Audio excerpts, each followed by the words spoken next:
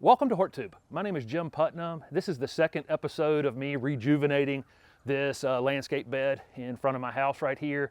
This morning I have planted my tulip bulbs in this space. I used my electric tiller and a couple bags of compost, and I actually just created a little trench using the tiller and put my tulips in there. They're almost tulip to tulip. Remember, the skinny part of the tulip goes up. I've been cold treating these in my refrigerator for weeks and weeks. Normally we have to cold treat them in 7B. This year I could have put them in the ground for sure. It's been super, super cold. So I would have had no problem this year just planting them in the ground, but who would ever know what winter you're gonna get, which winter. So they've been cold treated. They're already starting to come up a little bit. They were already starting to come up even in the refrigerator. So they're gonna break the soil pretty quickly here.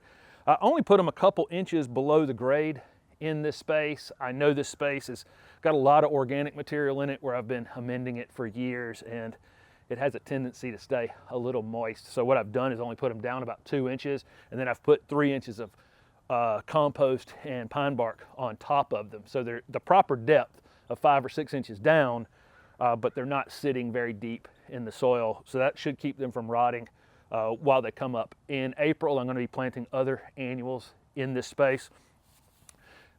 Probably begonias. This space is kind of half sun and half shade in the summertime, and begonias will do pretty well in this space. I'm going to mirror it behind me in the bed across the turf. Right here is my plan. I don't use a lot of organic material when I'm planting shrubs, perennials, trees, those kinds of things. If you've watched any of my videos, usually I'll just mix in some of this pine bark soil conditioner in that soil, and that's it. With annuals, I do go with a really rich soil, usually some sort of compost and cow manure or pine bark mix that's just almost all organic material, and then really push them.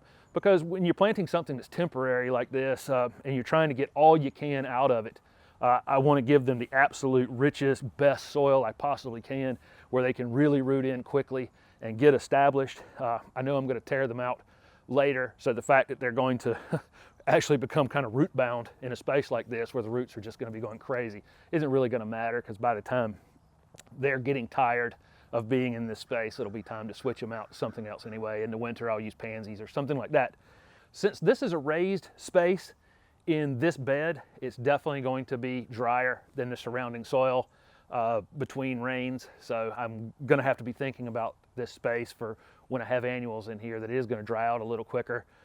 But I'd rather have them elevated since I have this much organic material in here. If I dug a big pit and filled it with that organic material and then stuck my annuals in it, all the water would run into that pit and potentially cause me problems with them staying waterlogged. I don't know what kind of spring I'm going to have, if it's going to be abnormally wet or abnormally dry. The best thing to do is just kind of elevate the space a little bit. And you'll see most of the landscapers, if you see really nice entryway annual plantings, they're almost always elevated, and then they have them irrigated. And that way you're in control of the water that your annuals are getting. And I'll fertilize them frequently, probably with some sort of liquid fertilizer. On my shrubs and trees, I use a slow release fertilizer once a season. On these, I'll pound them pretty heavily with fertilizer throughout the season to keep them blooming, whatever is going in here when I get them in. Thank you very much for watching this video on how I prep a space for annuals. In the next episode, I'm going to be putting the shrubs into this space. The one after that, perennials. The one after that, I'm going to be mulching and talking about all the different types of mulch we could use and what the cost of those might be in comparison to one another. Thanks again for watching, and don't forget to subscribe to my YouTube channel for future videos.